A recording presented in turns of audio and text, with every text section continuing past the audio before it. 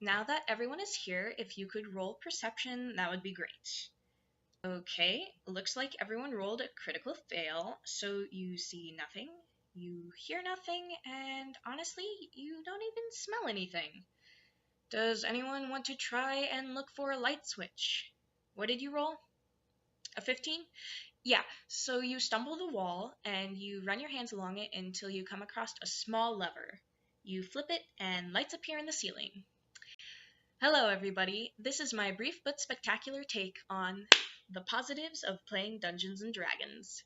Now, some of you may have heard of Dungeons and Dragons before. For those of you who don't know what it is, it's a tabletop RPG or role playing game where a group of people come together semi regularly, if people's schedules miraculously match up, and go about their business trying to kill as many monsters and villains as possible to gain experience points to level up and kill even more monsters and villains.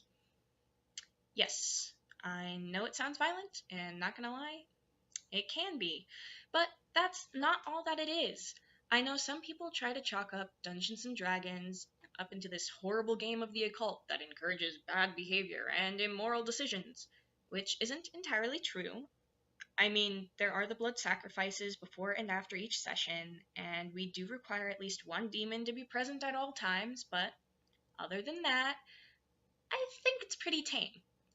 But seriously, there can be moments where players and their characters make bad decisions, and it's true that there are immoral characters in the game, but the important thing to remember is that the game has consequences for every action. So even if something bad happens, no one gets out scot-free.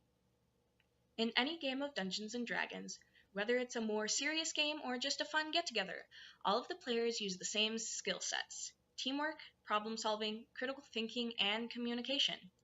If a party is unable to work together, there is no progress. Time will be spent squabbling over treasure troves and which NPC to listen to instead of focusing on moving the story forward. There will be no trust between players, and everyone will backstab someone at the earliest opportunity. A party that values teamwork and cooperation will be able to divide treasure quickly and make decisions together to find the best option available to them when it comes to quests. Problem solving and critical thinking go hand in hand. Critical thinking allows characters to make a solid plan before going in guns blazing. It also allows for characters to decide which NPCs are the best to listen to for important information. Problem solving helps these same characters get out of bad situations, such as when they make the bad decision to go in guns blazing.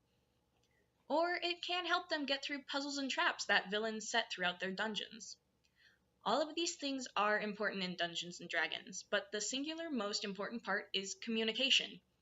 Without it, no one would be able to settle on a date, who would be available, and what each person expects from the game.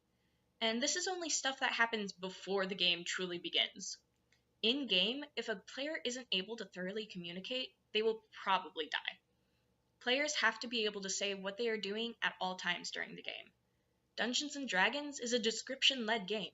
If the dungeon master isn't able to properly communicate what is happening in a situation, characters might end up doing something unnecessary, or even dangerous. If players are unable to communicate between each other, a similar situation occurs. With all of these skills working together, Dungeons and Dragons allows people a moment of escapism where they are in control and can take down the forces of evil. For a few hours, you get to work on killing an evil wizard or an all-powerful dragon threatening the world instead of worrying about tests or projects or grades. Your successes and failures are decided by the roll of a die and potential persuasion of the dungeon master.